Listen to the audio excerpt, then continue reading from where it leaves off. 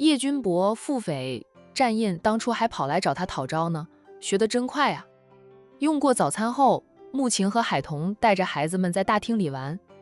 叶君博需要回公司上班，他是万分不舍地将宝贝女儿交给穆晴，又要穆晴送他出门。才回的公司，穆晴向海童吐槽着自家男人，孩子都这么大了，还那么黏，你这是凡尔赛，老夫老妻，感情好的如同初恋，不是凡尔赛是什么？你家君博潇想你10几年才抱得美人归，黏你是正常的。穆晴俏脸泛红，老神医抱着君飞过来了，宁雨辰也牵着他家2个小子过来凑热闹。看到穆晴后，宁雨辰说道：“这2个臭小子一睁开眼，就说要找哥哥，找哥哥的，吵死人了！晴晴，你这几天也不回公司，我这2个小子就放你这边了，让他们跟着龙婷和杨洋疯吧，在家里都是拆家的，一胎2个都不给他一个闺女，像穆晴这样多好呀，一胎变儿女双全。”不像他2个小子吵得头都大，孪生兄弟感情好归好，但是打架、抢东西也是天天上演几百次。宁雨辰是很理解程玲玲在神医过来后，就当个逃兵妈妈，把君飞扔给师傅带。他往外跑，宁愿去给病人做1天的手术，都不乐意带娃。实在是这些小子精力好，又爱闹，太折腾人了。穆晴失笑。老二呢，让老二带一个，你带一个，分开来带，能安静点。分开了又哭闹，一个哭着要哥哥，一个哭着要弟弟的，在一起又要打架。分开了又哭着闹着要找对方。宁雨辰对海童说道：“海童，你这样的好，一胎一个，可以等老大上幼儿园了再生2胎。老大懂事了，会疼爱弟妹，会好一点。像我们这样的一胎2个小子带娃头大，要是我像晴晴这样有个闺女，我还乐一点。妍妍多好带啊，虽说也会和哥哥抢东西、打架，但她不爱哭呀，安静，还是闺女好。不行，我得生个闺女，2胎一定要生个闺女。今晚就找立帆研究一下怎么生闺女。老先生有什么药方让我吃了就生闺女的吗？”宁雨辰问着老神医。老神医，我一辈子不婚，生娃的事别问我。他都一把年纪了，不好和年轻人聊那些。就算他知道，也不说。大家顺其自然最好。儿子怎么了？也很好，带好不好？他家君飞就很好。宁雨辰说道：“我等玲玲回来了再找他问问。晴晴，我先回公司，2个臭小子就拜托你们帮我看看了。等会儿他们的爷爷奶奶会过来帮心看着的。”说着，宁雨辰赶紧逃之夭夭。他家2小子早就跟洋洋和龙婷一起玩得不亦乐乎，压根儿不在乎妈妈出门。龙婷，师公让你抄的药书抄完了吗？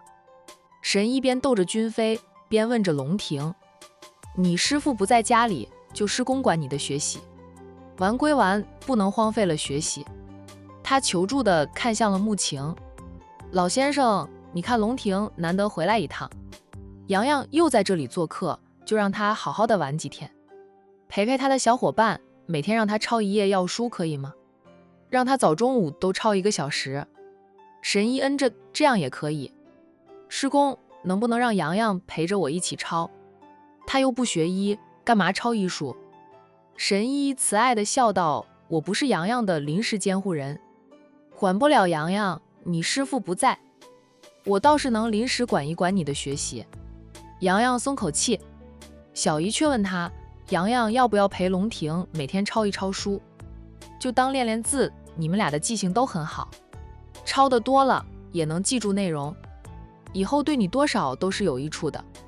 懂得医理，什么时候都不会吃亏。”龙婷也看着洋洋，被好友和小姨这样看着，洋洋鬼使神差的就点了点头。好吧，他就舍命陪君子，陪陪好哥们，练练字。X 省的 A 市，昨夜下了一场大雪，今天到处都是一片银色。欧阳家的院子里，有2个小家伙穿得厚厚的，在堆雪人。这是欧阳家的2位少爷。欧阳俊堆的雪人很大个，他也堆好了。往后退了2步，他欣赏着自己堆的雪人，很满意的对堂弟说道：“我的雪人堆好了。弟弟，你堆的是乌龟吗？”二少爷是用雪堆成了乌龟，还不是一只，堆了好几只的乌龟，还挺像的。是乌龟。哥哥，你来帮我一起堆乌龟好不好？堆一行，顺着路线爬进屋里。欧阳俊听得眼睛一亮，觉得弟弟这个主意好，于是就加入了一起堆雪乌龟中。这个时候，别墅的大门被打开，堆着雪乌龟的兄弟俩停止了手上的动作，站直了身子，看着驶进来的3辆车。大姐，是大姐回来了。欧阳俊认出其中一辆车是大姐常坐的那辆车，高兴的原地跳起来。是大姐，大姐终于回来了，我都想吃战哥哥做的饭菜了。二少爷说着，撒腿就向那几辆车跑去。欧阳俊回过神来，也撒腿追着跑，边跑边说道：“那是我大姐，你不能跑那么快，我的大姐，那也是我的大姐。”二少爷脚下未停，速度不减。几房人还住在大宅里，虽说也分了小家的，但整体还是一致的。大姐自然也是他的大姐，虽然他很怕大姐，但也很喜欢大姐。欧阳雅刚下车，就看到2个弟弟朝他跑过来，他眉眼柔和下来，扬声提醒着2个小家伙：“别跑那么快，小心摔着了。”大姐，大姐！2兄弟一前一后跑到了欧阳雅的跟前，然后不管不顾地抱住了欧阳雅的大腿。厚道的欧阳俊扬起俊俏的小脸，对欧阳雅说道：“大姐，我们可想你了，你抱抱我好吗？”欧阳雅满足了亲弟弟的请求，抱了抱小家伙。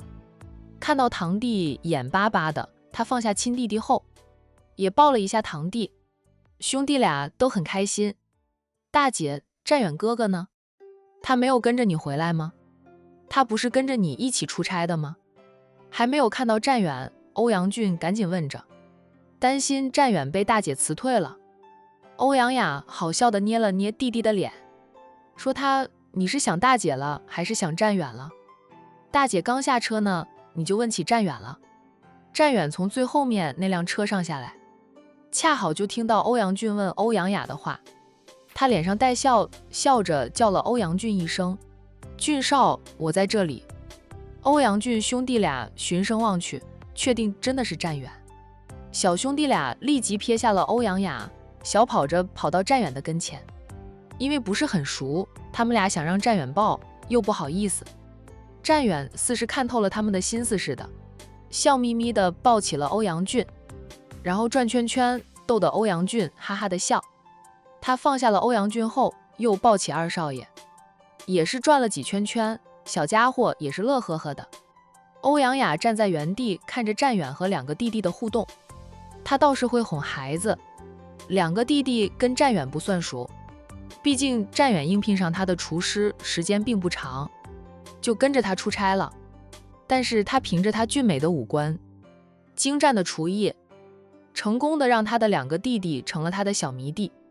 江叔走过来：“大小姐回来了。”江叔恭敬的问话，见到战远和2位小少爷那么好，笑道：“2位小少爷每天都会问一遍，大小姐什么时候回来？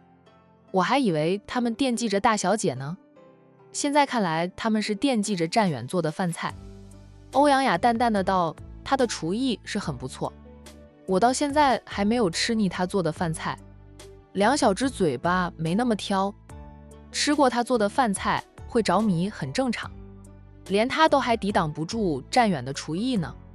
他做的每一道菜都能够色香味俱全，让人赏心悦目又食欲大动。这一次出差，欧阳雅觉得最好过了，累是累点，至少不用饿肚子。跟着他出差的保镖们都不用担心他3餐不济，家里人也能放心。战远大概就是厨神林氏吧，年纪轻轻就能有如此精湛的厨艺。江叔笑着：“那就好，这样大小姐不用老是换厨师了。”欧阳雅看着江叔，我老是换厨师，江叔是不是觉得好麻烦？江叔也不是麻烦，只要大小姐想换，总能帮大小姐请到最好的厨师。他还是希望战远能在欧阳家多干一段时间。临近过年了，可不希望在这个时候再帮大小姐请私厨。要是战远能够干上1年半载，那就更好了，奖金都能拿到不少。大小姐嘴巴是挑剔，但对待工人还是很好的。逢年过节都会有节日礼物，有节日的当月奖金翻倍。他们的底薪仅比同行的稍高一点，高不了多少的，但他们的奖金高呀，福利好呀。在欧阳家干的时间长，他们的儿女毕业后，大小姐都会给他们的儿女安排一份工作。过年的时候，除了年礼，还有年终奖。总之，在欧阳家上班不会差到哪里去。像战远这种挑战性特别高的职位，能将大小姐的胃撸顺，收入能跟他这个管家屁比呢？不过大小姐的私厨，除了临近过年进来的，能拿到一点年终奖，其他人都拿不到年终奖，干不到过年吗？江叔盼着战远能打破记录。战远牵着2个小家伙过来，欧阳雅看着他，语气淡淡的说道：“我2个弟弟挺喜欢你，看你对小孩子也挺有耐心的。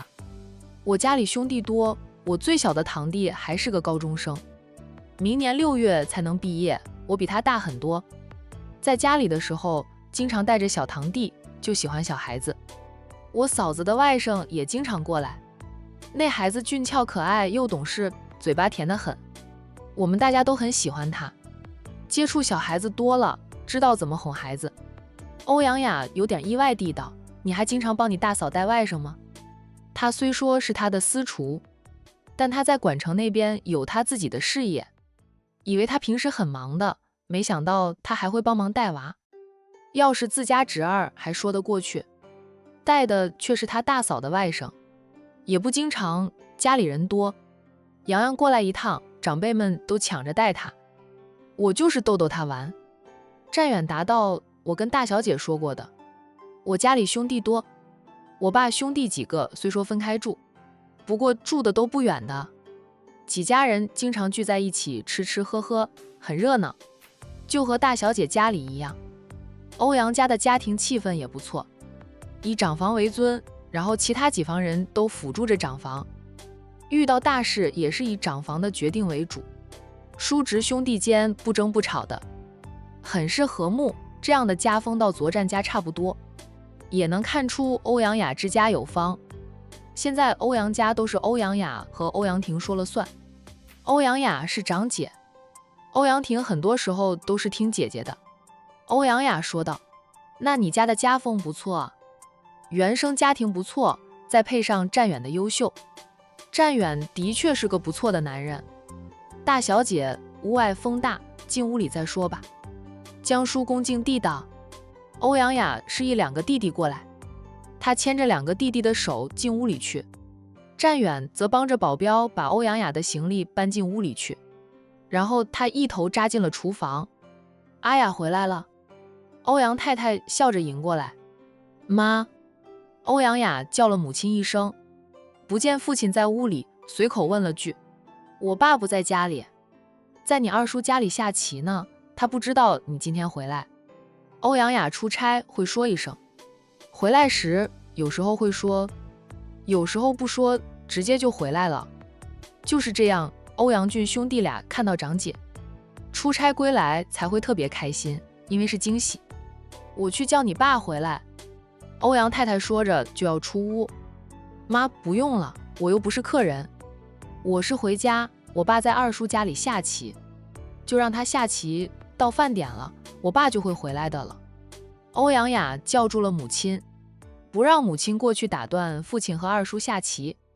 妈没有出去。欧阳雅走到沙发前，等到母亲也跟过来并坐下了，她才坐下。欧阳太太说道：“没有，出去也不知道做什么，不是逛街购物，就是做美容，或者打牌，感觉好无聊。嫁入欧阳家，她的任务就是为婆家开枝散叶的，生的都是女儿，她都觉得对不起婆家。还好她的长女很有本事，能够撑得起这个家，比她丈夫这一辈的都厉害。欧阳家如果不是欧阳雅厉害，一直由欧阳雅的父辈打理生意的话，早就跌下了神坛。老爷子早就看出儿女辈没多大本事，所以早早培养孙女，让孙女早点接班，让儿子他们早点退休。哪怕孙女接班时很艰难，他相信孙女们能立起来的。没有办法，谁叫他们欧阳家阴盛阳衰呢？欧阳太太是生了欧阳俊，才没有那种愧疚感。欧阳雅说道：“妈不是喜欢画画吗？可以画画，过了年天气暖和了，帮妈办个画展。”欧阳太太两眼一亮，她是喜欢画画，丹青造诣不错，不过平时都是用来打发时间的，没有想过用画来赚钱，更没有想过办画展的事。不过女儿说了，她就想了，想办个画展，想有更多人欣赏她的画作，能有人买走她的画更好，不图卖画的钱，图对方对她的支持及欣赏。可以的吗？你爸会不会说妈抛头露面不好？欧阳太太担心丈夫不支持自己，我和阿婷他们不也天天抛头露面的？爸管不了，只要妈喜欢，妈想办画展就行。爸要是说妈跟我说，我和爸谈一谈，保管爸不会管你的事。欧阳雅因为管着庞大的家族集团，时间长了，威严越来越甚，回到家里也带了回来，让家里的长辈在他面前说话都小心翼翼的。他要是支持的事，就是父亲都不好反对。欧阳太太笑道：“那我就放心去画我的画了。你爸总是说我一天天就知道画，他自己还不是一天到晚就知道下棋，要不就出去打球。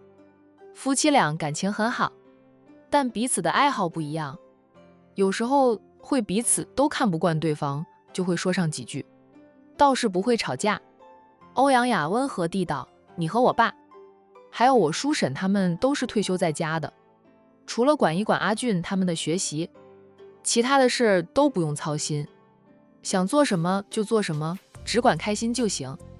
家里长辈健健康康的，家里也没有争吵，对于年轻一辈来说就是福气了。”欧阳太太咪咪笑，又很欣慰女儿的能干及体贴。阿雅，战远没有跟着你回来，你辞退了他？战远进屋就扎进了厨房里，为他的大小姐准备午餐。欧阳太太的眼里只有儿女，没有留意到战远已经进了厨房。欧阳雅一下子就沉默，怎么他出差一趟回来，家里人见了他总会问起战远。战远这个人是很有亲和力，家里人对他印象极好，长得好看的人就是有优势。妈，战远哥哥没有被我大姐辞退，他跟着大姐一起回来的，好像是进厨房里做饭了。中午我们就能吃到战远哥哥做的饭菜了。老二，我们中午比赛，看看谁吃的又快又多。欧阳家这一代就2个男娃娃，二少爷虽说在姐弟中排得很后，与欧阳俊兄弟相称，他永远都是老二了。欧阳俊叫弟弟就总是老二的叫。欧阳太太松口气，留意到母亲的神色。欧阳雅在心里腹诽一句，他家里人折服于战远的厨艺，折服的也太快了点儿。听到儿子的话，欧阳太太连忙说：“儿子，你们俩别吃撑，战远没有被你大姐辞退，你们以后天天都能吃到他做的饭菜。”妈，我知道了。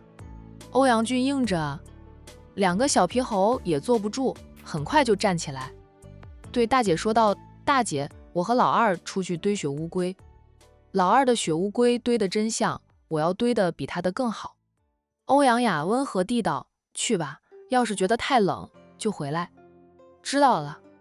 小孩子玩闹起来一点都不觉得冷，小兄弟俩笑哈哈就往外跑。跑出了屋，欧阳俊还折回来，跑进厨房里向战远提出了他中午要吃什么菜，得到了满意的答复，小家伙才欢喜地跑出去。二少爷没有像欧阳俊那样提出要吃什么菜，他知道战远是大姐的私厨，他在大伯家里吃饭属于蹭饭吃，有什么就吃什么，不能挑剔。反正战远哥哥烧的青菜都很好吃，更不用说其他菜了。小兄弟俩又跑出去堆雪乌龟了。欧阳太太关心地问着女儿出差的情况，审视着女儿片刻后，她放心的道：“还好这一次带着战远出差，你没有瘦，反而有点圆润了，气色更好。”欧阳雅摸了摸自己的脸：“妈，我胖了吗？”出差在外，她也没有忘记健身的。酒店里有健身房，她每天都挤点时间去健身房锻炼。战远天天都陪着她去，说什么怕她会被别人搭讪，他给她当护花使者。说什么出门前江叔对她千叮万嘱的，一定要把她照顾得妥妥当当的。欧阳雅失笑不已，每天在健身房锻炼，是会遇到搭讪的人，不过大多都是搭讪战远的。她习惯了严肃，看在别人眼里就是冷冰冰。战远初次见她都觉得她和乔涵有的一拼，所以就算有男人想搭讪她，看到她冷冰冰的样子都不敢有所行动。脾气好、温润如玉的战远，就成了很多女孩子搭讪的对象，个个都想和他加微信好友，愣是没有一个人能添加他为微信好友的。欧阳雅挺想打趣他一下的，考虑到两个人还不算好熟，他终究是没有放肆。不过以他对战远的观察，他除了对厨艺有着狂热的追求之外，对女色似乎没有太大的反应。可能是他见多了美女吧，在他管城，他大小都是个总，自是见多美女。欧阳雅压根儿就不知道，战远把他当成老婆来照顾。战家的男人对自己的老婆那叫一个宠呀，眼里心里都只有自己的老婆，又怎么会看得上其他女人？所以那些搭讪的美女始终加不上战远的微信。欧阳雅想的是，观察久了，若是战远真的不会为女色所迷，说明他不花心，妹妹又那么喜欢战远，真的可以考虑考虑战远的撮合阿婷和战远。他调查过战远，战远也没有说谎，他家里兄弟是挺多的，兄弟多的家庭，想来不介意一个孩子上门吧。若是战远愿意长期留在 A 市生活，发展事业，配阿婷是真的很般配。战远这楼歪的有点厉害，他是为他而来，不是为了欧阳婷呀。欧阳太太笑道：“没有胖，也不是，是稍微长点肉了，不像之前那么瘦。你长点肉，圆润一点更好看，太瘦了不太好看。”欧阳雅，我并没有放肆的大吃特吃，还那么忙，依旧天天健身，还能长胖，说明战远做的饭菜让你很满意。你只要三餐正常，营养均匀，身体吸收了，脸色就会好很多。这个战远是以往所有私厨中让欧阳太太最满意的，不仅仅是他菜烧得好，还因为他的外表也让人赏心悦目，气度特别好，都不像一个厨师，反而像是那种精英人士，又像富家少爷。说话温和有礼，换下厨师的衣服，换上一套西装服的话，就是一个风度翩翩又温润如玉的绅士。目前来说，我对他还算满意。妈，婷婷还在公司里。欧阳太太答道：“你出差了，阿婷要打理公司，应酬是很忙，每天早出晚归的，我都有一段时间看不到她了。你二婶前2天还过来跟我抱怨了，说她当妈的都有几天见不到自己的女儿。我安慰了你二婶，咱们家这种情况能有什么办法？辛苦你们姐妹几个了。唯一的2个男丁，一个6岁，一个5岁。过了年，阿俊也才7岁，距离成年都还有10几年，且不是成年了就能接管家族事业，还需要历练，做出成绩来，让公司上下都心服口服，才能从他们的姐姐手里接过家族重担。在2个男娃还不能接管家族事业之前，只能让家里的女儿撑着了。欧阳太太叹着气，妈还不是心疼你，担心你经常出差，不出差也是要谈生意，应酬有开不完的会，处理不完的文件，有时候还要挤点时间去出席各种活动。女孩子本该是被捧在手心里当明珠，过着无忧无虑的日子，因为我们家的原因，却要你们挑重担。你都26岁了，连初恋都没有开始，妈愁死你的婚事了。咱们 A 市年轻的青年才俊，也就那么几个，有些已经结婚生子，未婚的总觉得配不起你。欧阳太太提及欧阳雅的感情生活，就是一脸的愁容。A 是最优秀的年轻人，非他长女莫属。年轻的男人吗？还真没有能超越他长女的。长女当家当惯了，强势一般的男人，他看不上有点本事的，又不乐意他的强势。欣赏他的男性不少，也有人家愿意与欧阳家结亲的，但图的都是欧阳家的前世。真正爱欧阳雅，甘愿当欧阳雅身边绿叶的男人却没有，以至于他的阿雅那么优秀，26岁，转眼就要27岁了，连初恋都还没有开始。二房的阿婷转过年就是26岁，倒是有人追求的，但阿婷看不上。阿婷不像阿雅这般严肃，妈，我还年轻，才26、27岁，又不是36、37岁。现在的人，事业有成的大多数都是晚婚晚育的，我不着急，等我36岁还嫁不出去，妈再来担心吧。欧阳雅曾经憧憬过爱情，只是很快就被现实击碎。她在接班之初经历太多，让她看透了身边的男人，再也不期待爱情了。我吃过饭，睡一睡，下午3点前回公司，3点半开场会，让阿婷今晚能早点回家，就不用二审抱怨了。欧阳太太撇撇嘴说道，她就是爱抱怨，好像我很爽似的，我这个当大嫂的担待的更多，我还不是经常看不到你，住在一屋檐下都经常见不着你的面，我跟谁抱怨去？他早上起来时，女儿回了公司，女儿深夜归来时，他已经睡着，所以母女俩就经常见不到面。他又向谁抱怨？嫁入欧阳家，在自家男人没有多大本事，女儿有出息时，他们当妈的只能多担待些。哦，对了， H 市的龙家当家人倒是给我们家送过几次邀请函，邀请我们去他们家里赴宴。阿婷说不用理会，我们就没有去。不过龙先生并没有死心，昨天刚又送了份邀请函过来呢，说过2天他们家又办宴会，邀请我们过去参加宴会。龙先生也来拜访过，阿婷说过不用过多的搭理他们，他登门拜访，我们就是客客气气的招待，客客气气的送走。问什么？我们都说现在当家人不是我们，让他找你们姐妹去。欧阳太太说道，那个龙先生瞧着倒是和气得很，不知道他哪里得罪了阿婷，阿婷很不喜欢他。欧阳雅沉着脸说道，他算什么当家人？龙家真正的当家人必须拥有家族图腾及令牌的，他都没有，而且真正的当家人一大家子，以及那些亲近之人都死了，怎么死的？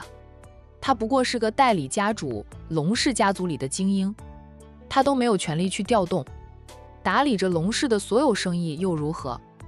真正的接班人回来了，他是为他人做嫁衣，这些是他们家族的事，与我们无关。但他是个好色之徒，肖想我或者阿婷。闻言，欧阳太太脸色也黑了，她说道，我瞧他的年纪都40好几了吧，再大点儿50好几都有了，就算他保养的再好，也不年轻的了。他这个年纪怎么可能没有结婚？怎么好意思肖想你们姐妹俩？他的长女才20几岁，还年轻得很，且还没有恋爱过，于感情上是一张白纸。那个姓龙的竟然敢肖想他的女儿，想包养他的女儿，还是离了婚再娶？哪怕是离了婚再娶他的女儿，欧阳太太都觉得姓龙的配不起他的闺女，怪不得阿婷讨厌他，叫我们不用搭理他。原来是个色胚子，心倒是挺大的。我欧阳家再怎么样，在 A 市也是有头有脸的大户人家，岂是任他折辱的？下次他再赶过来，我就让人把他们赶走，送来的邀请函全都扔出去。以为欧阳家阴盛阳衰就好欺负吗？他们欧阳家的女儿不输于男儿的，也能撑起欧阳家的一片天，不会被人欺负了去。那就是个不要脸的野心家。欧阳雅对龙先生印象极差，欧阳太太多少也听说过 H 是龙家的事。她说到豪门大族里，明争暗斗、反目成仇的太多了，没有几个家族内部没有争斗的，就是亲亲的一家子，也有为了利益反目成仇的呢。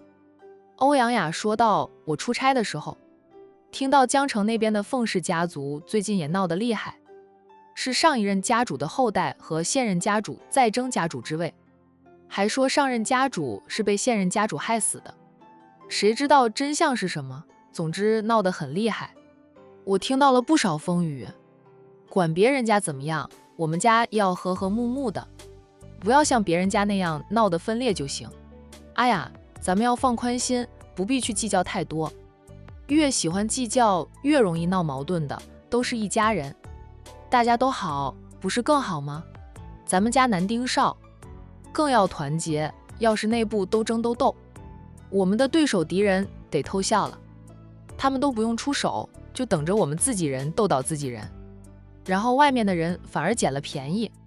欧阳雅说道：妈，我知道的，我姐妹几个手足情深，他们对我这个长姐也很是信服。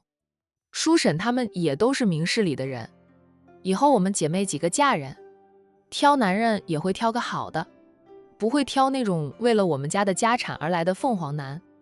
他们会唆使我们争家产，会破坏我们的手足情。欧阳雅管着那么大的公司，这几年在商界混着，也算是阅人无数的了。她理智得很，她的亲妹妹、堂妹妹都是理智型的，不是傻白甜恋爱脑。你们这样想，我们也放心。大家都很放心，很信得过的。长姐有长姐的风度，欧阳太太对于长女很满意，但想到长女太过优秀，以后还不知道谁家儿子能配得上自家闺女，又愁眉苦脸的了。咱们市里的年轻人都没有可以配得上你的。哎，怎么办？总不能远嫁吧？哎呀，妈是舍不得你远嫁的，不远嫁，招个男人上门。有本事的男人，有几个愿意当上门女婿？还是不行。哎，妈为了你的人生大事都愁死了。欧阳雅端起江叔倒给她的那杯温开水，喝了2口。听到母亲又将话题扯回到她的人生大事上，她好笑的道：妈都说了，我的不急，顺其自然，缘分来了自会找到好男人。若是找不到适合的，我不嫁，让爸妈养我一辈子。你倒是不需要爸妈养着，爸妈会老的，无法陪你一辈子，等到爸妈走了，你弟妹都成家立室，他们有自己的家室，就只有你孤身一人，没有人陪伴，你会过得很孤独的。少年夫妻老来伴，结婚也就是找个伴儿，说说话，陪陪自己。欧阳雅想得很开，她说道：我弟妹成家立室，会生娃娃，到时候我把他们的孩子当成自己的孩子来养，培养有感情了，等我老了，他们总会陪陪我吧，百年归天了，他们也会帮我办理后事。现在这个年头里，五保户都不用担心死了无人办后事呢，一通电话打到殡仪馆去，化成一坛子灰，一了百了，多省事。呸呸呸，不要说死不死的话。欧阳太太呸了几声，不让女儿说那些不好听的话。若是那样，妈还宁愿你远嫁，至少你有个归宿，有个伴，也能有自己的孩子。相较于女儿一辈子不嫁人，欧阳太太觉得远嫁也还可以啦，只要女婿是个好男人，远一点也无所谓的。哎呀，你认识其他城市的好男人？平时应酬有没有认识几个？要是觉得可以带回来给爸妈帮你长长眼，爸妈是相信你的眼睛，不过我们是过来人，我们帮你长长眼更好一点。没有平时应酬认识的那些老总，都是有家有室的，有些年纪大到都可以当我爷爷了。年轻有为的还未婚的还是不多的，有是有，但他看不上。欧阳雅觉得自己的眼光也挺高的。妈，不说这些了，我有点饿了，去看看有没有点心，我吃2块先垫垫肚子。欧阳雅起身就走，不想和母亲讨论这个话题。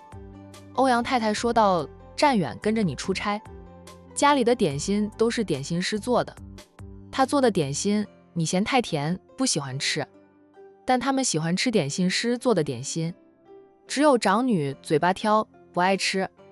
战远做的点心长女勉强能吃点，战远说他不擅长做点心。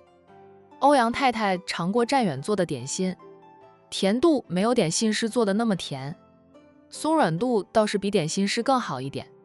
可能就是这样，长女能吃下战远做的点心吧。欧阳雅便晃进了厨房里，战远看到她进来，扭头看她2眼，便又忙着手上的活儿，笑着问她：大小姐饿了吧？再过半个小时汤就好了，大小姐可以先喝碗汤。知道她未婚妻嘴巴太挑，回来之前只用了她做的早餐，半路上没有再吃东西，现在会饿很正常。她一进厨房就先煲汤，现在煲的汤快好的了，不过再煲上半个小时，味道更加鲜美一点。未婚妻挑剔，就算她饿了，也不会将就，知道这一点，哪怕煲的汤想喝也能喝了。战远都没有盛给欧阳雅喝，让她再等半个小时，不想因为一碗汤破坏了她上班以来留给欧阳雅的好形象。是有点饿了，本想吃几块点心垫垫肚子，记起你跟着我出差，家里的点心我不喜欢吃，吃不下去，你做的点心我还能吃上几块的。欧阳雅看着他专心做菜的样子，忽然觉得这个男人认真做事时特别的迷人。好吧，就算他不做事，他也很迷人。他五官俊美的有点过分，想来他爸妈年轻时都是俊男美女吧，才能将他养得这么帅气迷人，比他几个年轻较小的妹妹追的偶像明星还要迷人。他要是进军娱乐圈，绝对能爆火，成为偶像明星的。那我等上半个小时，你也不用着急，别失了水准。欧阳雅说着扭身便走。战远应着：大小姐放心，我很看重这一点的，不会让自己做的菜失了以往的水准。